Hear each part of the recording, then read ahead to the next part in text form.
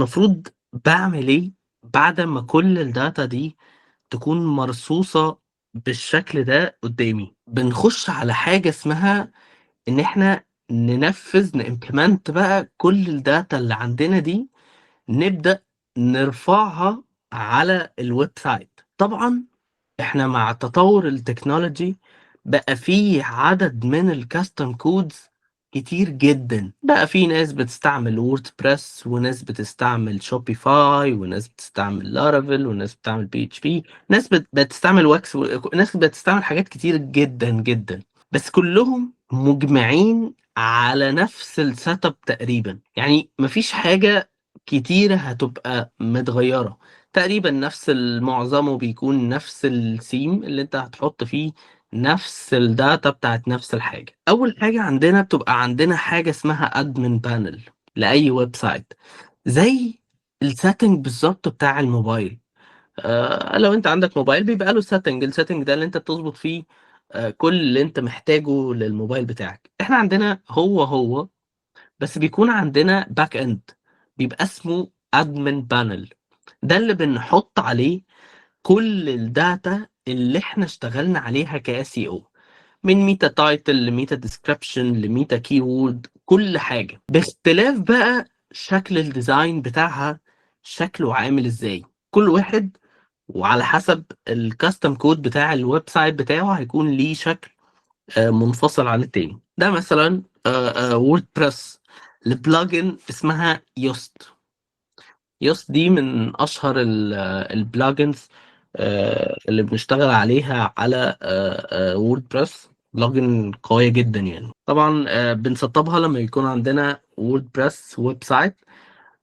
بنبدأ نسطّب الplugin دي وهي بتبدأ تفتح لنا options للSEO. مثلًا بتبدأ بقى إن أنت تجري في الprocess بتاعها كل page تبدأ تحط فيها زي هنا كده، تبدأ تحط فيها الtitle بتاعها، الmeta description، تبدأ بقى تset up الport بتاعها واحدة، واحدة. وكل لمّا أنت بتبدأ تset up وتكتب الtitle وتكتب الdescription في الpart ده، هو بتبدأ الplugin تبدأ تقول لك في الآخر أنت شكلك هيكون عامل إزاي تحت، هيكون في الآخر شكلك على جوجل عامل إزاي، وبتقول لك هنا الtitles بتاعتك أنت ماشي صح والّا أنت ماشي غلط. ولو في حاجة مش مضبوطة بتبدأ تقول لك stop، أنت عندك حاجة هنا غلط. دي Yoast. في طبعًا منها الfree وفي منها اللي بفلوس. اللي بفلوس بيدّي لك feature أكتر إن هي تتراك أكتر الweb site بتاعك وتدّي لك more insights عن الadmin panel بتاعتك يعني. هنا ده web site Shopify.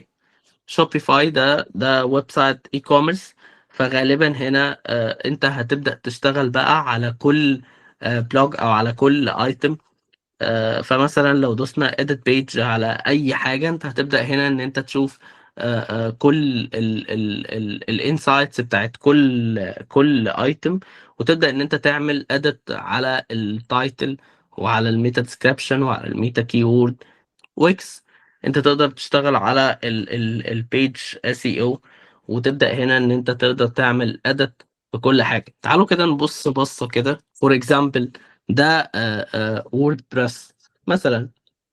أنت بتفتح الdashboard بتاعتك بتبقى ده الoverview بتاعها. يعني من غير أي تعقيد، الموضوع كله إن أنت بتعمل meta title وmeta description نفس الdata بالضبط اللي أنت اشتغلت عليها في الExcel sheet. المفروض إن أنت تروح تشتغلها في كل single page على الweb site.